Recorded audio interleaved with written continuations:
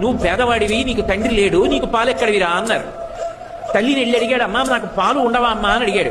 ఎక్కడి నుంచి తెస్తుంది పిచ్చి తల్లి? ఆవిడ పాలు లేవు అని చెప్పలేక బియ్యపు పిండి నీళ్లలో కలిపి ఇచ్చింది తాగరా అని.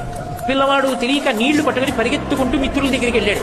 సాటి పిల్లల దగ్గరికి వెళ్ళి, ఇదిగో పాలు, ఆవు పాలు మా అమ్మ నాకు కూడా ఇచ్చింది అన్నాడు. వాడు వాసన చూసన్నారు, ఇవి ఆవు పాలు కావు, మీ అమ్మ నిన్ను మోసం చేయడానికి వరిపిండి నీళ్లు ఇచ్చిందన్నారు. ఏడుస్తూ వెళ్ళి, అమ్మ నాకు ఆవు పాలు లేవా, నాకు నాన్నగారు లేరా అన్నాడు. ఎవడు చెప్పాడురా నీకు నాన్నగారు లేరని? లోకములకంతటికీ తండ్రి శంకరుడు, ఉన్నాడు మీ నాన్న.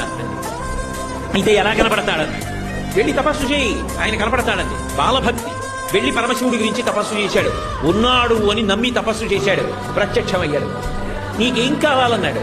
పిల్లవాడు పాపం ఏం తెలుసు, నాకు తాగడానికి ఆవు పాలు కావాలన్నాడు. శంకరుడు నవ్వాడు, ఆవు పాలు ఇవ్వనా? నేను దర్శనమిస్తే నీకు ఇవ్వవలసింది కాసిన ఆవు పాల.